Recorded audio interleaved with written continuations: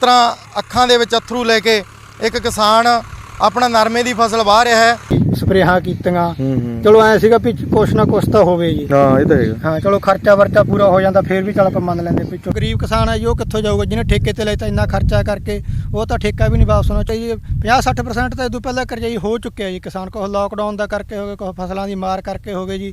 तो इस तो बाद इदों बाद ज़्यादा होर भी होणगे जी। एक सत श्री अकाल दोस्तों, तुसीं जुड़े हो मान न्यूज़ 295 फेसबुक पेज दे नाल। अज पिंड तुंगवाली दे विच खड़े आ जो कि जिला बठिंडा दे विच पैंदा है। मालवा बैल्ट है, ज़्यादातर नरमे की खेती होंदी है, पर इस बार पिछले बार नालों भी ज़्यादातर लोग जो ज़्यादातर किसान अपना नरमा बाह रहे ने, क्योंकि जो चिट्टा मच्छर की बीमारी है या चिट्टा मच्छर नरमे नूं पै रहा उसदा कोई हल नहीं हो रहा।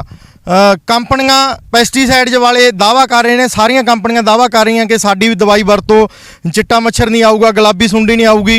गुलाबी सुंडी आउण तो पहलां ही जो चिट्टे मच्छर की इन्नी मार पई है कि लोग नरमा वाहण दे लई तैयार ने। उन्हां नूं दिस रिहा किसानां नूं कि साडा नरमा इस बार नहीं होवेगा, क्योंकि नरमे दे उत्ते जो चिट्टे मच्छर का बहुत ज़्यादा प्रभाव है। चिट्टे मच्छर करके जो कि नरमा होण दी नहीं आस, क्योंकि गुलाबी सुंडी इस तो बाद आवेगी। किसान वीर दोष ला रहे हैं कि नरमे के जो बीज नहीं सही आ रहे, जो पैसटीसाइड या स्प्रेहां वो सही नहीं आ रही। कंपनियां दावा कर रही हैं कि साडी तुसीं दवाई वरतो, साडा प्रोडक्ट वरतो, चिट्टा मच्छर नहीं आवेगा या गुलाबी सुंडी नहीं आवेगी।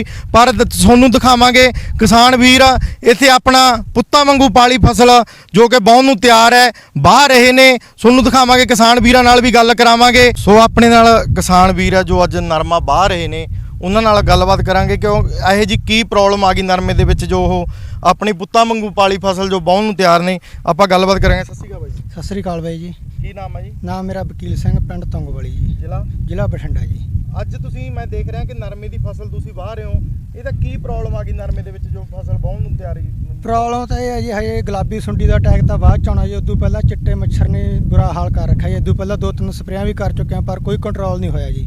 ਕੋਈ ਵੀ ਕੰਪਨੀ ਵਾਲਾ ਆ ਕੇ ਬਹਿ ਕੇ ਆਪਦੀਆਂ ਦਵਾਈਆਂ ਬਾਰੇ ਦੱਸ ਜਾਂਦਾ ਆਹ ਛੜਕੋ, ਪਰ ਖੇਤ 'ਚ ਆ ਕੇ ਕੋਈ ਨਹੀਂ ਦੇਖਦਾ ਵੀ ਕੀ ਹੋ ਰਿਹਾ ਕੀ ਨਹੀਂ ਹੋ ਰਿਹਾ ਜੀ।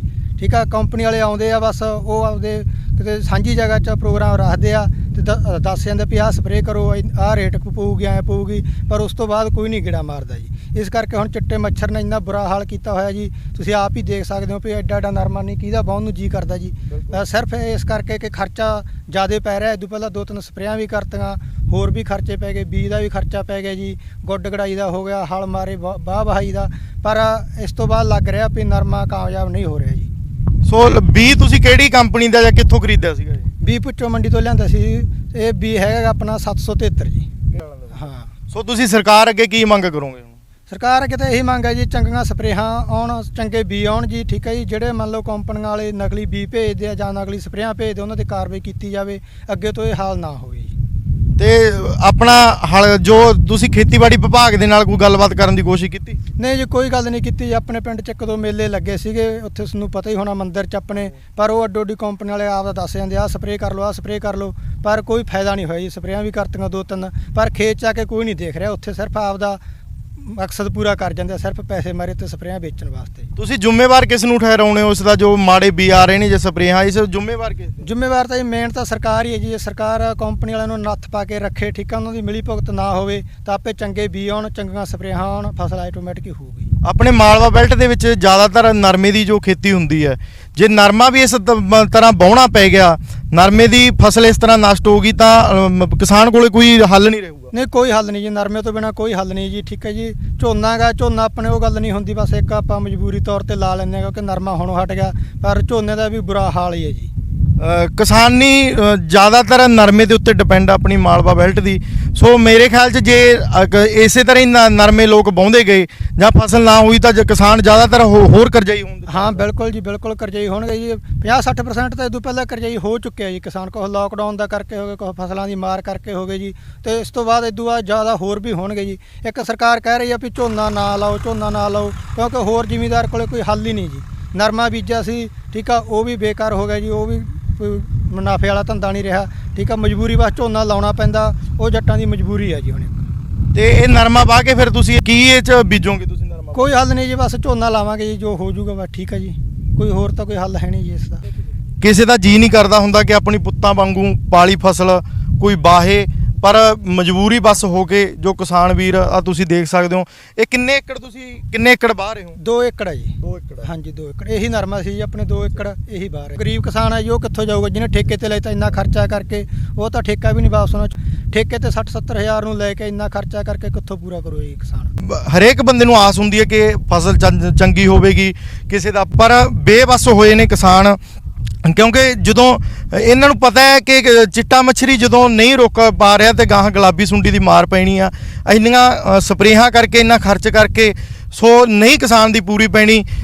ਸਰਕਾਰ ਅੱਗੇ ਮੰਗ ਕਰਦੇ ਆ ਕਿ ਜਿਹੜੇ ਵੀ ਕਿਸਾਨਾਂ ਨੇ ਆਪਣਾ ਖੇਤ ਦੇ ਵਿੱਚ ਵਾਹਿਆ ਨਰਮਾ, ਤਾਂ ਉਹਨਾਂ ਦਾ ਕੋਈ ਉਹਨਾਂ ਨੂੰ ਮੁਆਵਜ਼ਾ ਦਿੱਤਾ ਜਾਵੇ। ਖੁਦਕੁਸ਼ੀ ਵਾਲਾ ਕਦਮ ਨਾ ਚੱਕਣ, ਕਿਉਂਕਿ ਗਰੀਬ ਹੋਇਆ ਕਿਸਾਨ ਜਾਂ ਕਰਜ਼ਾਈ ਹੋਇਆ ਕਿਸਾਨ ਦੀ ਬਿਲਕੁਲ ਆਪਾਂ ਹਾਲਤ ਦੇਖ ਸਕਦੇ ਹਾਂ। ਕਿਸ ਤਰ੍ਹਾਂ ਬਾਈ ਜੀ ਆਪਣੇ ਅੱਗੇ ਜੋ ਆਪਣੀ ਗੁਹਾਰ ਲਗਾ ਰਹੇ ਸੀ ਸਰਕਾਰ ਨੂੰ ਕਿ ਪੁੱਤਾਂ ਵਾਂਗੂ ਪਾਲੀ ਫਸਲ।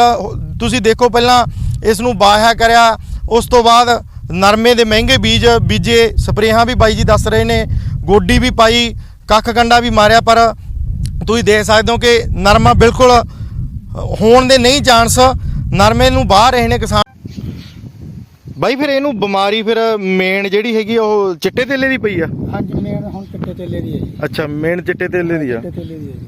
ਅੱਛਾ, ਵੀ ਤਾਂ ਕਰਕੇ ਠੂਠੀਆਂ ਜਿਹੀਆਂ ਬਣੀਆਂ ਹਾਂ ਦੇਖੋ ਜੀ, ਆਹ ਦੇਖੋ ਤੁਸੀਂ, ਆਹ ਸਾਰਾ ਚਿੱਟਾ ਤੇਲੇ ਹਾਂ, ਹੀ ਆ। ਉੱਤੇ ਬੈਠੇ ਹੀ ਆ ਨਾ। ਦੇਖੋ ਜੀ, ਇਹਦਾ ਕਰਕੇ ਸਾਰੇ ਪੱਤੇ ਇਕੱਠੇ ਹੋ ਰਹੇ ਜਾਂ ਕਾਲੇ ਹੋ ਰਹੇ ਆ, ਦੇਖੋ। ਅੱਛਾ, ਹਾਂਜੀ।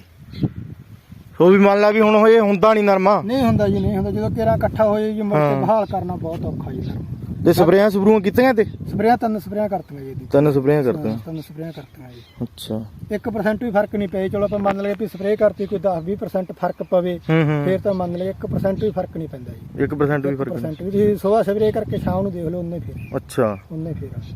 ਸੋ ਕੰਪਨੀਆਂ ਤਾਂ ਵੱਡੇ ਵੱਡੇ ਦਾਅਵੇ ਕਰਦੀਆਂ? ਨਹੀਂ, ਕੰਪਨੀਆਂ ਦੇ ਇਕੱਲੇ ਦਾਅਵੇ ਆ ਜੀ, ਕੋਈ ਗਰਾਊਂਡ ਲੈਵਲ ਤੇ ਆ ਕੇ ਕੋਈ ਨਹੀਂ ਕੰਮ ਕਰ ਰਿਹਾ ਜੀ। ਅੱਛਾ, ਹਾਂਜੀ, ਉੱਥੇ ਬੈਠੇ ਮੰਨ ਲਓ ਇਸ ਥੱਲੇ ਬੈਠੇ ਗੱਲਾਂ ਹੀ ਆ ਜੀ ਕੱਲੀਆਂ। ਜੇ ਹੁਣ ਮੰਨ ਲਓ ਆ ਕੇ ਗਰਾਊਂਡ ਲੈਵਲ ਤੇ ਦੇਖਣਗੇ ਫੇਰ ਹੀ ਕੁਝ ਹੋਊਗਾ ਜੀ। ਹਾਂਜੀ, ਮੇਨ ਗੱਲ ਇਹ ਹੈ ਜੀ ਵੀ ਕੰਪਨੀਆਂ ਨੇ ਸਿਰਫ ਪੈਸਾ ਕਮਾਉਣਾ ਹੁੰਦਾ, ਫਸਲ ਹੋਣੀ ਨਾ ਹੋਣੀ ਉਹ ਜ਼ਿਮੀਦਾਰ ਜ਼ਿਮੀਦਾਰ ਦੇ। ਹਾਂ, ਜ਼ਿਮੀਦਾਰ ਦੀ ਬਾਈ ਬਹੁਤ ਮੁਸ਼ਕਲ ਆ ਯਾਰ, ਹਨਾ? ਪੁੱਤਾਂ ਵਾਂਗੂ ਵਾਲੀ ਫਸਲ ਆ ਉਹ ਜਿੱਤੇ ਦੇਖੋ 3 ਮਹੀਨੇ ਹੋ ਗਏ ਜੀ ਲੱਗੇ ਪਏ ਨੇ। ਪਹਿਲਾਂ ਇਹਨਾਂ ਨੂੰ ਮੰਨ ਲਓ ਬੀਜਿਆ, ਵਾਹਿਆ, ਉਦੋਂ ਬਾਅਦ ਹਲ ਮਾਰੇ, ਗੋਡੀ ਕੀਤੀ, ਰੇਹ ਪਾਈ, ਸਪਰੇਹਾਂ ਕੀਤੀਆਂ। ਚਲੋ ਐ ਸੀਗਾ ਵੀ ਕੁਛ ਨਾ ਕੁਛ ਤਾਂ ਹੋਵੇ ਜੀ। ਹਾਂ, ਇਹ ਤਾਂ ਹੈਗਾ। ਹਾਂ, ਚਲੋ ਖਰਚਾ ਵਰਚਾ ਪੂਰਾ ਹੋ ਜਾਂਦਾ, ਫੇਰ ਵੀ ਚਲ ਆਪਾਂ ਮੰਨ ਲੈਂਦੇ ਵੀ ਚਲੋ ਕੋਈ ਗੱਲ ਨਹੀਂ। ਪਰ ਇਹ ਨਹੀਂ, ਖਰਚਾ ਵੀ ਨਹੀਂ ਪੂਰਾ ਕਰਨਾ ਜੀ, ਕਿਉਂਕਿ ਹਜੇ ਤਾਂ ਜੀ ਇਹ ਜਵਾਕ ਵਾਲੀ ਗੱਲ ਹੈ, ਹਜੇ ਤਾਂ ਪਤਾ ਲੱਗਣਾ ਕੀ ਹੋਣਾ। ਬਿਲਕੁਲ।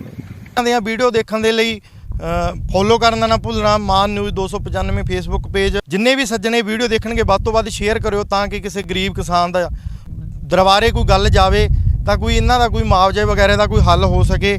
ਕਿਉਂਕਿ ਮਹਿੰਗੀਆਂ ਨਰਮੇ ਦੇ ਬੀਜ ਕੇ ਤਾਂ ਕਿਸਾਨ ਆਪਣਾ ਜੋ ਫਸਲ ਵਾਹ ਰਿਹਾ ਹੈ। ਦੁੱਖ ਦੀ ਗੱਲ ਹੈ ਕਿ ਸਰਕਾਰਾਂ ਵੱਡੇ ਵੱਡੇ ਦਾਅਵੇ ਕਰਦੀਆਂ, ਚਾਹੇ ਉਹ ਕੰਪਨੀਆਂ ਹੋਣ ਚਾਹੇ ਸਰਕਾਰਾਂ ਹੋਣ, ਵੱਡੇ ਵੱਡੇ ਦਾਅਵੇ ਕਰਦੀਆਂ ਕੰਪਨੀਆਂ। ਤਰ੍ਹਾਂ ਅੱਖਾਂ ਦੇ ਵਿੱਚ ਅਥਰੂ ਲੈ ਕੇ ਇੱਕ ਕਿਸਾਨ ਆਪਣਾ ਨਰਮੇ ਦੀ ਫਸਲ ਵਾਹ ਰਿਹਾ ਹੈ।